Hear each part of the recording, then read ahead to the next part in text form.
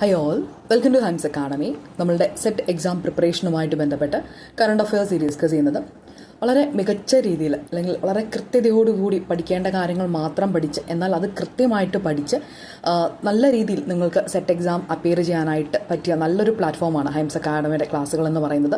നമുക്ക് കൃത്യമായിട്ട് എല്ലാ ഏരിയയ്ക്കും റെക്കോർഡഡ് സെക്ഷൻസ് ഉണ്ട്, ലൈവ് സെക്ഷൻസ് ഉണ്ട്, എക്സാംസ് ഉണ്ട്, നോട്ട് പ്രിൻ്റ് എടുക്കാവുന്ന രീതിയിൽ പ്രൊവൈഡ് ചെയ്യുന്നുണ്ട്. അപ്പോൾ തീർച്ചയായിട്ടും ലൈവ് സെഷൻസ് ഒക്കെ നമ്മൾ 2 തവണ റിപ്പീറ്റ് ചെയ്യുന്നുണ്ട്. അങ്ങനെ റിവിഷൻ തന്നെ 3 തവണയോളം നമ്മൾ റിവിഷൻ നടക്കുന്നുണ്ട്. അപ്പോൾ തീർച്ചയായിട്ടും ഈസി ആയിട്ട് അല്ലെങ്കിൽ നിങ്ങൾക്ക് നിങ്ങളുടെ ആ കുറഞ്ഞ സമയത്തിൽ നിന്നുകൊണ്ട് തന്നെ നല്ല രീതിയിൽ പ്രിപ്പയർ ചെയ്ത് വളരെ കോൺഫിഡൻ്റ് ആയിട്ട് എക്സാമിനെ അപ്പിയർ ചെയ്യാനായിട്ട് നമ്മളുടെ ക്ലാസ്സുകൾ നിങ്ങൾക്ക് യൂസ്ഫുൾ ആണ്. തീർച്ചയായിട്ടും അടുത്ത തവണത്തേക്ക് സെറ്റ് എക്സാമിന് അപ്പിയർ ചെയ്യുന്നവർക്ക് നിങ്ങളുടെ ആ ഒരു പ്രിപ്പറേഷൻ നല്ല രീതിയിൽ മുൻപോട്ട് കൊണ്ടുപോകാൻ ഹൈംസ് അക്കാഡമി നിങ്ങളെ ഹെൽപ്പ് ചെയ്യും.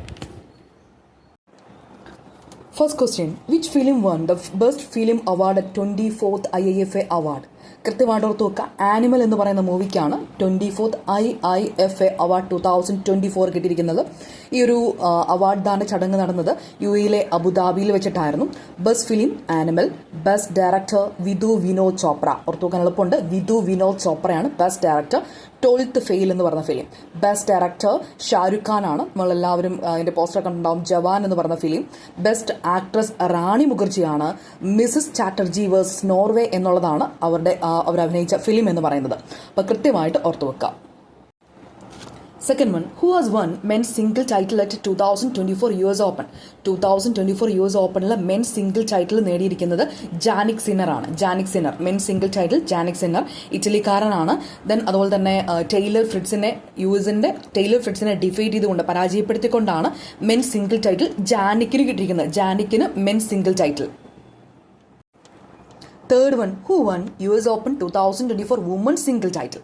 നമ്മൾ മുമ്പേ കണ്ടത് ജാനിക്കിന് മെന്നായിരുന്നെങ്കിൽ വുമൺ സിംഗിൾ ടൈറ്റിൽ കിട്ടിയിരിക്കുന്നത് അരിയാന സബ്ലങ്ക ആണ്. അരിയാന സബ്ലങ്കയ്ക്കാണ് ഈ പറഞ്ഞ woman single title. US Open 2024 woman single title Aryna. Okay, അതും ജെസിക്ക പെഗുല എന്ന് പറഞ്ഞ USA കൊണ്ട് ഡിഫീറ്റ് ചെയ്തുകൊണ്ടാണ് ഈ പറയുന്ന ബെലാറസുകാരിയായിട്ടുള്ള അരിയാന സബ്ലങ്കയ്ക്ക് US Open 2024 woman single title നേടിയിരിക്കുന്നത്.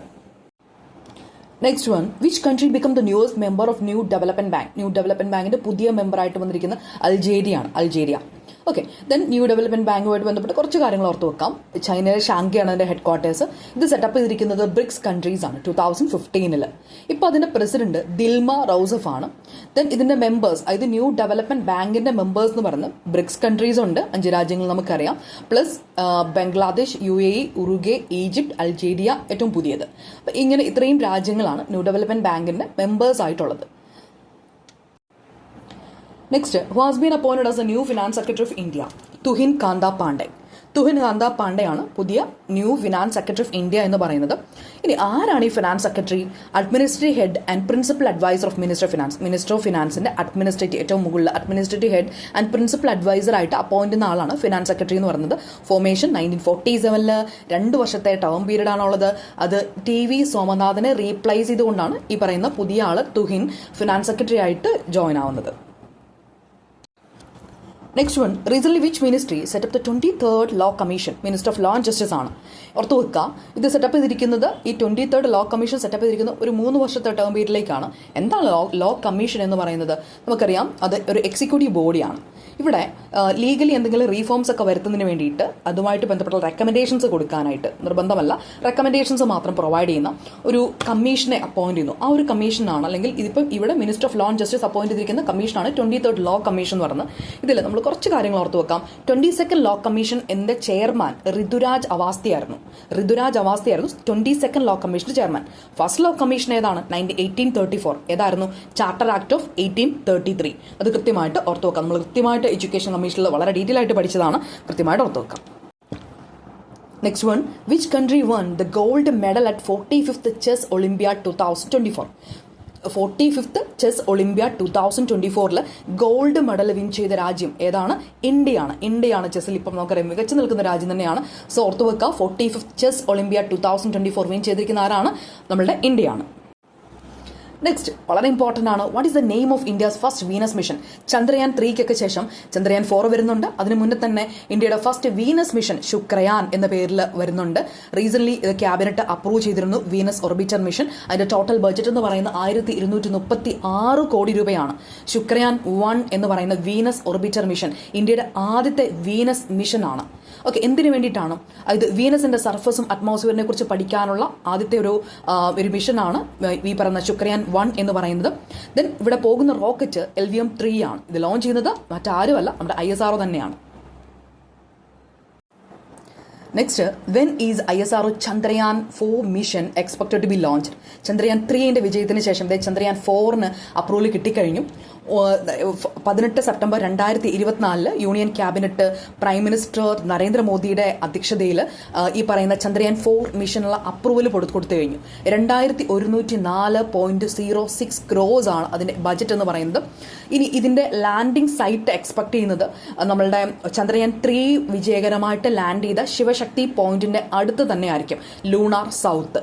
ദെൻ ഇന്ത്യക്ക് അതോടൊപ്പം ഒരു എയിം ഉണ്ട്, to establish Bharatiya അന്റാർക്ഷ station by 2035.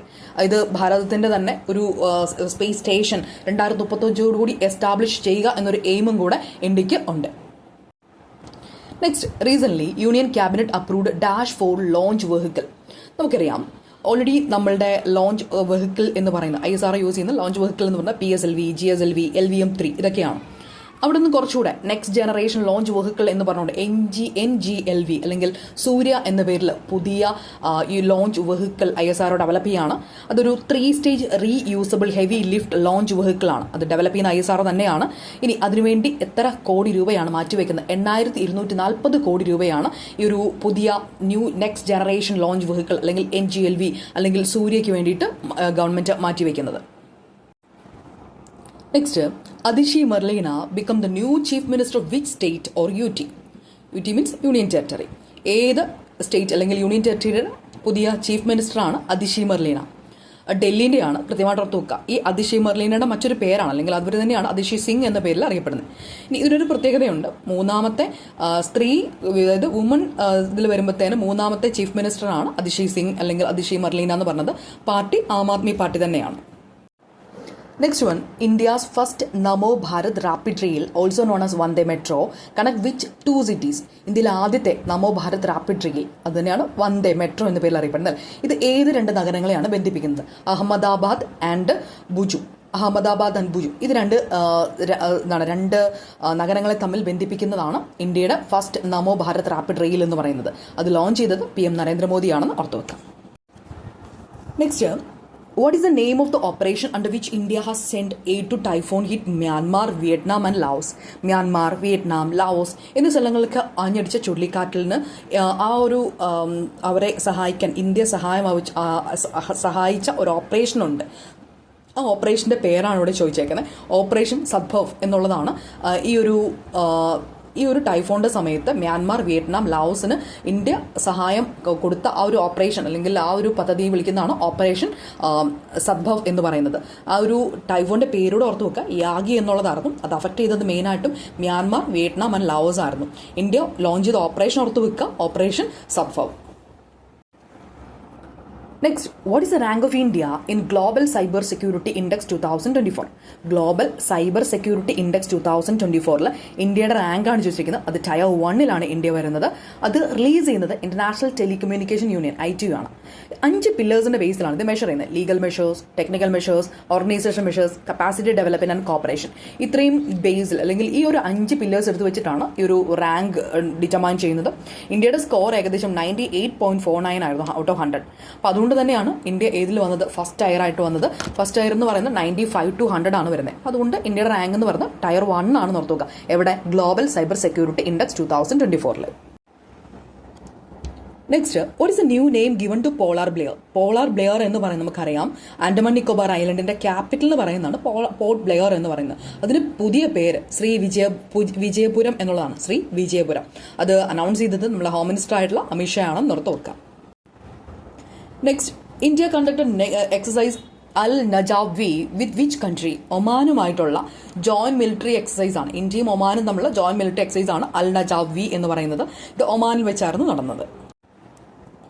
Next one, the cabinet approve 2000 crore for which of the following mission? താഴെ പറയുന്ന ഏത് മിഷന് വേണ്ടിയിട്ടാണ് 2000 crores ക്യാബിനറ്റ് അപ്രൂവ് ചെയ്തിരിക്കുന്നത്?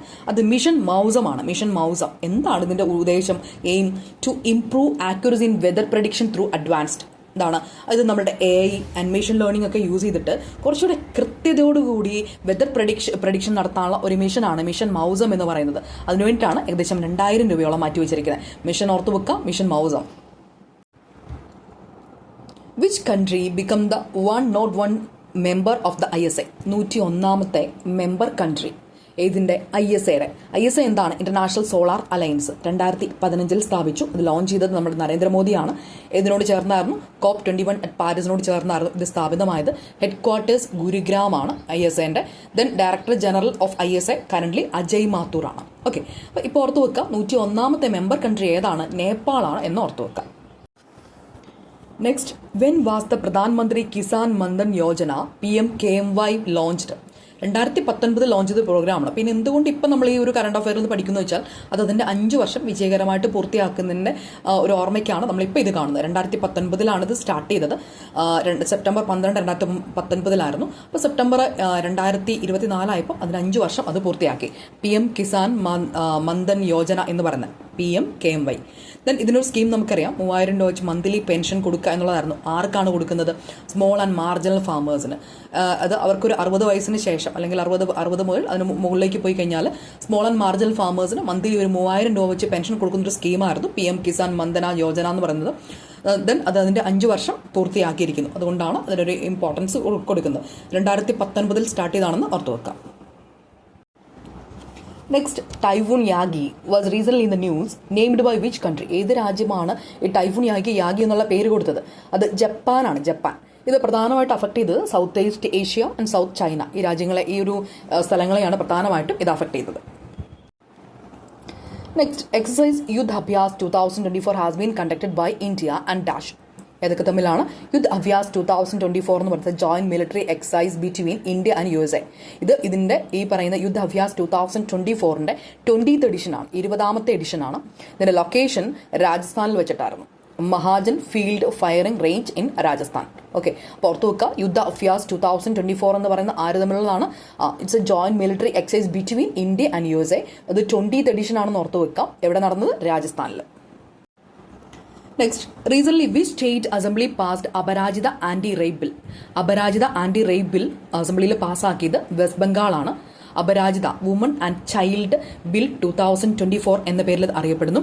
ഇതിന്റെ എയിം എന്ന് പറഞ്ഞാൽ സ്ത്രീകൾക്ക് എതിരെയുള്ള violence, to address the issue of violence against woman, സ്ത്രീകൾക്കെതിരെയുള്ള വയലൻസിനെ അഡ്രസ്സ് ചെയ്യുക എന്നുള്ളതാണ് ഇതിന്റെ എയിം എന്ന് പറയുന്നത്.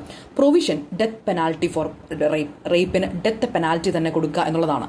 അതായത് എപ്പോഴാണ് ഇഫ് വിക്ടിം ഡെത്ത്, ഇര മരിച്ചുവെങ്കിൽ തീർച്ചയായിട്ടും അവിടെ ഡെത്ത് പെനാൽറ്റി തന്നെ റേപ്പ് ചെയ്യുന്ന ആളുകൾക്ക് കൊടുക്കണം എന്നുള്ള പ്രൊവിഷനാണ് ഇവിടെ പറഞ്ഞിരിക്കുന്നത്. തന്നെ ഈ ഒരു ബില്ല് പാസ്സാക്കാനുള്ള ഒരു കാരണം നമുക്കറിയാം. ഏതായിരുന്നു? RG കാർ മെഡിക്കൽ കോളേജ് ഹോസ്പിറ്റലിൽ നടന്ന ആ ഡോക്ടറിന്റെ റേപ്പ് പ്ലസ് ആ മർഡർ ആണ് ഇതിനുള്ള കാരണം. അതിനുശേഷം 25 ദിവസങ്ങൾക്ക് ശേഷമാണ് ഈ ഒരു ബില്ല് വെസ്റ്റ് ബംഗാളിലെ സഭയിൽ പാസ്സാക്കുന്നത്. Next, cyclone Asna was recently in the news named by which country? അസ്നയ്ക്ക് പേര് കൊടുത്തത് പാകിസ്ഥാനാണ്. അത് പ്രധാനമായിട്ട് അഫക്ട് ചെയ്തത് ഗുജറാത്ത്, മധ്യപ്രദേശ്, രാജസ്ഥാൻ ആൻഡ് പാകിസ്ഥാൻ എന്നീ സ്ഥലങ്ങളെയാണ്. അപ്പോൾ കൃത്യമായിട്ട് ഓർത്ത് വെക്കുക, സൈക്ലോൺ അസ്നയ്ക്ക് പേരിട്ടത് ആരാണ്? പാകിസ്ഥാനാണ്.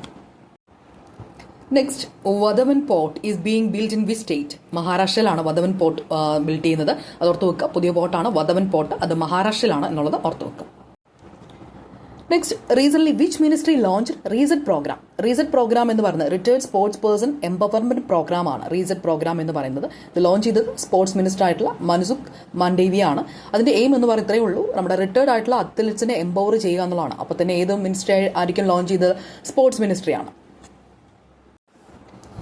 Next one, who became the first person from God to receive Indian citizenship under Citizenship Amendment Act 2019?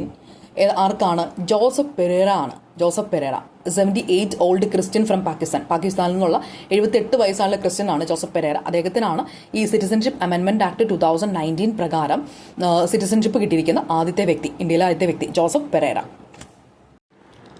നമ്മളുടെ നമുക്കറിയാം നമ്മുടെ സിറ്റിസൺഷിപ്പ് അമെൻമെന്റ് ആക്ട് 2019 വളരെ ഇമ്പോർട്ടൻ്റ് ആണ്. സോ നമുക്ക് ഒന്നുകൂടി ഡീറ്റെയിൽ ആയിട്ട് നോക്കാം. ഈ ഒരു CAA അല്ലെങ്കിൽ സിറ്റിസൺഷിപ്പ് അമെൻമെന്റ് ആക്ട് വരുന്നത് പാസ്സാക്കുന്നത് പാർലമെന്റിൽ പാസ്സാക്കിയത് ഡിസംബർ 2019 ഏത് ആക്ടിനെ അമെൻഡ് ചെയ്തുകൊണ്ടാണ്? Citizenship act 1955. പല തവണ അമെൻമെന്റ് നടന്നിരിക്കുന്നതാണ് ഈ സിറ്റിസൺഷിപ്പ് ആക്ട് എന്ന് പറയുന്നത്. അതിൽ ഏറ്റവും പുതിയ അമെൻമെന്റ് ആണ് ഈ ഡിസംബർ 2019 നടന്നത്. ഓർത്തു വെക്കാം, സിറ്റിസൺഷിപ്പ് ആക്ട് 1955 അമെൻഡ് ചെയ്തുകൊണ്ട് ഡിസംബർ 2019 സിറ്റിസൺഷിപ്പ് ആക്ട് അമെൻമെന്റ് പുതിയ അമെൻമെന്റ് പുറത്തു വന്നു. ഈ ഒരു ഇതനുസരിച്ച് എന്താണ് ഇതിൽ പറയുന്നത് കൃത്യമായിട്ട് ഓർത്തു വെക്കാം. പാകിസ്ഥാൻ, അഫ്ഗാനിസ്ഥാൻ ആൻഡ് ബംഗ്ലാദേശ് അവിടെയുള്ള മതന്യൂനപക്ഷങ്ങളായിട്ടുള്ള Hindu, Sikh, Buddhist, Jain, Parsi and Christian ഇങ്ങനെ ഈ മതത്തിൽപ്പെട്ടവരിൽ നിന്നും 2014 ഡിസംബർ 31 മുൻപായിട്ട് ഇന്ത്യയിലേക്ക് വന്നവർക്ക് സിറ്റിസൺഷിപ്പ് കൊടുക്കുക എന്നുള്ളതാണ് സിറ്റിസൺഷിപ്പ് അമെൻമെന്റ് ആക്ട് 2019 ഉദ്ദേശം. ഇതിൽ പ്രധാനമായിട്ടും ഫോക്കസ് ചെയ്യുന്നത് എന്താണെന്ന് വെച്ച് കഴിഞ്ഞാൽ എന്താണ് നമ്മുടെ നെയ്ബറിംഗ് കൺട്രീസിൽ റിലീജിയസ് പെർസിക്യൂഷൻ ഫേസ് ചെയ്യുന്ന മൈനോറിറ്റീസിനെ പ്രൊട്ടക്ട് ചെയ്യുക എന്നുള്ളതാണ്. കറണ്ട് അഫെയറുമായിട്ട് ബന്ധപ്പെട്ട് 4ഓളം വീഡിയോസ് നമ്മൾ ചെയ്തിട്ടുണ്ട്. വളരെ ഇമ്പോർട്ടൻ്റ് ആയിട്ടുള്ള ഏരിയാസ് നമ്മൾ ഇത് കവർ ചെയ്തിരിക്കുന്നത്. സോ നമുക്കിനി നാളെ നമ്മൾ വളരെ ഇമ്പോർട്ടൻ്റ് ആയിട്ട് ടീച്ചിങ് ആപ്റ്റിറ്റ്യൂഡ് സെക്ഷനിൽ നമ്മൾ ഓർത്തിരിക്കേണ്ട അല്ലെങ്കിൽ നമ്മുടെ 60 മാർക്ക് നമുക്ക് എൻഷുർ ചെയ്യാൻ പറ്റുന്ന 60 മാർക്ക് എന്ന് പറയുന്നത് എവിടെ നിന്നാണ്? നമ്മുടെ ടീച്ചിങ് ആപ്റ്റിറ്റ്യൂഡുമായിട്ട് ബന്ധപ്പെട്ടുള്ള ഏരിയകളാണ് നമ്മുടെ സിലബസിൽ പറഞ്ഞിരിക്കുന്ന കാര്യങ്ങൾ. അപ്പോൾ അതുമായിട്ട് ബന്ധപ്പെട്ടുള്ള ഇമ്പോർട്ടൻ്റ് ആയിട്ടുള്ള കാര്യങ്ങൾ അടങ്ങിയിരിക്കുന്ന ഒരു വീഡിയോ കൂടെ നമ്മൾ അപ്ലോഡ് ചെയ്യുന്നതായിരിക്കും. അപ്പോൾ തീർച്ചയായിട്ടും നിങ്ങൾക്ക് ഇത് യൂസ്ഫുൾ ആണെന്ന് തോന്നുന്നുണ്ടെങ്കിൽ ലൈക്ക് ചെയ്യാനും കമൻറ്റ് ചെയ്യാനും നിങ്ങളുടെ ഫ്രണ്ട്സിലേക്ക് ഷെയർ ചെയ്യാനും മറക്കണ്ട. Thank for watching.